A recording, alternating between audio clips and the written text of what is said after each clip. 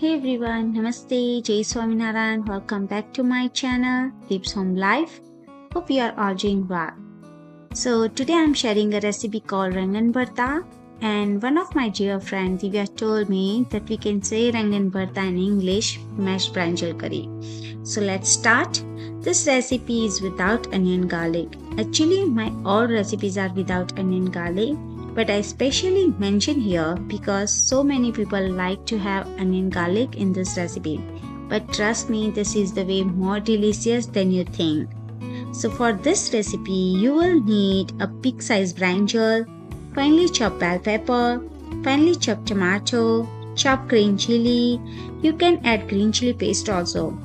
Ginger paste, basic masala like red chili powder, turmeric, dhana jeera powder, salt to taste and garam masala, oil, whole jeera and freshly chopped coriander.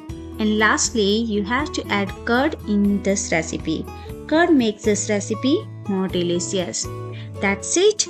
Please watch the whole rest of the video and hope you like it. Enjoy. See you soon. Till then, take care. Bye. Annyeong.